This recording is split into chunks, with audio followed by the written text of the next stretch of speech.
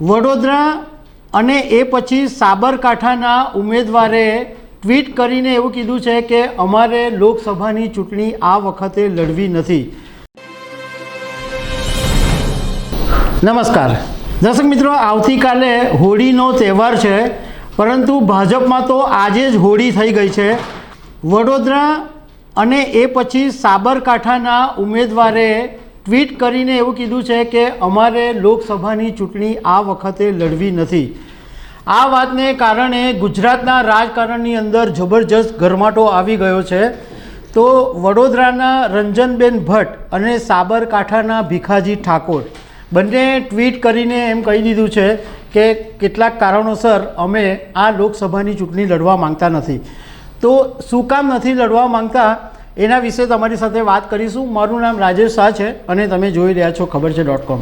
દર્શક મિત્રો, આજે શનિવારે સવારે સૌથી પહેલાં વડોદરામાં ભાજપે જેમને ત્રીજી વખત રિપીટ કરેલા એવા રંજનબેન ભટ્ટ એમને 13 તારીખે એમનું નામ જાહેર થયેલું, પણ જ્યારથી નામ જાહેર થયું ત્યારથી વડોદરાની અંદર કાર્યકરોની અંદર નારાજગી હતી અને એની સામે ડૉક્ટર જ્યોતિબેન પંડ્યાએ સૌથી પહેલાં વિરોધ નોંધાવેલો, પણ ભાજપે એમને સસ્પેન્ડ કરી નાખેલા અને એ પછી 2-3 દિવસ પછી સાવલીના ભાજપના ધારાસભ્ય કેતન ઇનામદારે પ્રેશર પોલિટિક્સ ઊભું કરેલું। હવે આ બધા આખું જે પ્રેશર પોલિટિક્સ ઊભું થયું એને કારણે રંજનબેન ભટ્ટે ટ્વીટ કરીને એમ કહી દીધું કે મારે હવે ચૂંટણી લડવી નથી। એવી જ રીતના સાબરકાંઠાના ઉમેદવાર કે જે ભીખાજી ઠાકોરને ભાજપે આ વખતે ટિકિટ આપેલી, પણ સાબરકાંઠા પર આ પહેલાં દીપસિંહ રાઠોડ સાંસદ હતા અને એની ટિકિટ કાપીને ભીખાજીને ટિકિટ આપવામાં આવેલી। હવે સૌથી પહેલાં વાત કરીએ વડોદરાની કે વડોદરાની અંદર શું થયું, એ પછી આપણે વાત કરીશું સાબરકાંઠાની। તો વડોદરાની અંદર રંજનબેન 2 વખત સાંસદ બનેલા અને ભાજપે આ વખતે એમને ફરીથી ત્રીજી વખત રિપીટ કર્યા।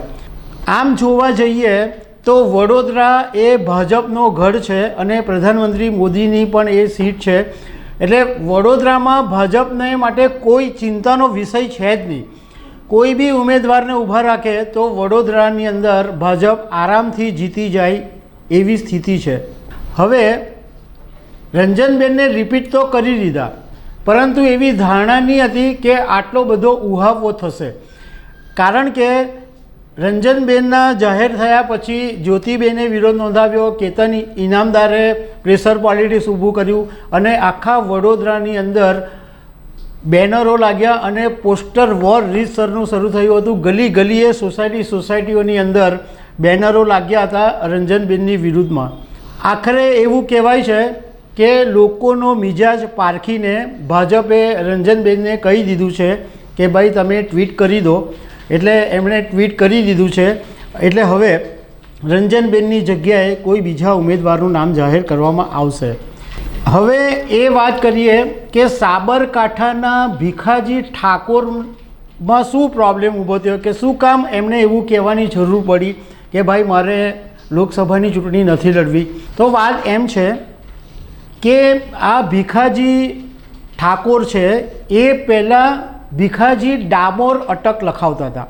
હવે સાબરકાંઠાની અંદર એવું કહેવાય છે કે ભાઈ આ જે ડામોર છે એ આદિવાસી છે અને એ રાજસ્થાનના એસટી સાથે એમનો સંબંધ છે, એટલે જે ડામોર જે એસટીવાળા છે એને સાબરકાંઠાના લોકો સાથે કોઈ લેવા દેવા નથી।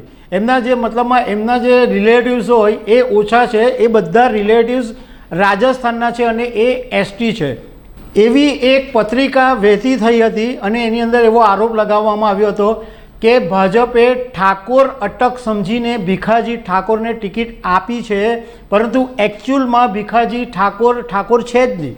ભીખાજી ઠાકોરે ગઈકાલે પ્રેસ કોન્ફરન્સ કરીને ચોખવટ કરવી પડી કે ભાઈ હું ઠાકોર જ છું, હું ઓબીસી જ છું અને હું ભાજપમાં ઘણી વખત ઘણા પદો પર ઠાકોર તરીકે રહ્યો પણ છું, પરંતુ અમને રાજકારણના જાણકારો પાસેથી એવી માહિતી મળી કે આ જે સાબરકાંઠા વિસ્તાર છે એમાં ઠાકોરની વસ્તી સૌથી વધારે છે અને લગભગ 9 લાખ મતદારો છે અને આ જે 9 લાખ મતદારો છે એમાં આ ભીખાજી ઠાકોરના સગા સંબંધીઓ કે ઓળખીતાઓ કોઈ નથી, કારણ કે એમનું રાજસ્થાનના એસટી સાથે રિલેશન છે એટલે એમનું અહીંયા કોઈ પકડ નથી.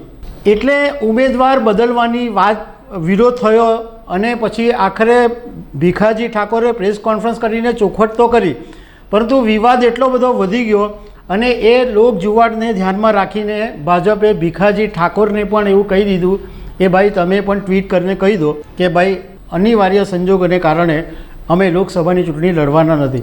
તમે રંજનબેન ઠાકોર અને ભીખાજી ઠાકોરના ટ્વીટના જો વર્ડ જુઓ ને, સેમ ટુ સેમ વર્ડ છે, કોઈ જ ફરક નથી. એટલે ઉપરથી જે પ્રમાણે કહેવામાં આવ્યું હોય એ પ્રમાણેનું લખાણ હોય એવું લાગી રહ્યું છે.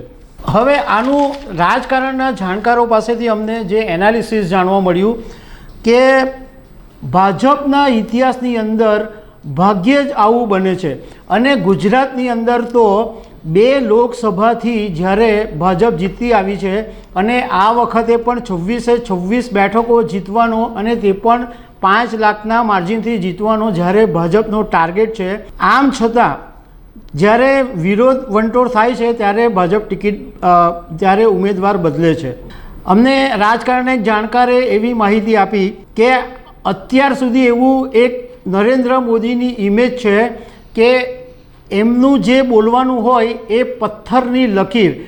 એટલે પ્રધાનમંત્રી નરેન્દ્ર મોદીએ એક આદેશ આપ્યો એ પછી કોઈની બદલવાની હિંમત નથી હોતી અને લોકો એમને લીડરશિપ હિટલરશાહી એવું પણ કહે છે.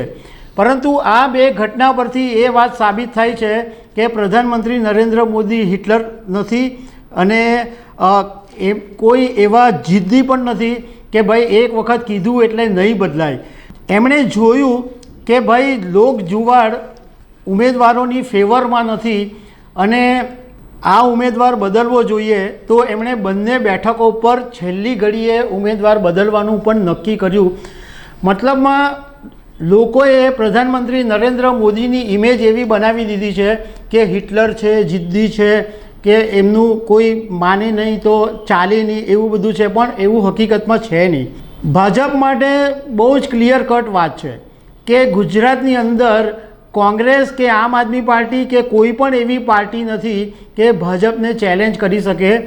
આમ છતાં બી બંને બેઠકો પર ઉમેદવાર બદલ્યા છે. એ વાત બતાવે છે કે એ લોકો ભાજપ અને પ્રધાનમંત્રી નરેન્દ્ર મોદી લોકોનું સાંભળે છે, લોકો શું કહેવા માંગે છે એ વાતને ધ્યાનમાં લેવામાં આવે છે અને એ મુજબ નિર્ણય લેવામાં આવે છે. તો દર્શક મિત્રો, આવી અનેક વાતો સાથે અમે તમને મળતા રહીશું. Thank you very much.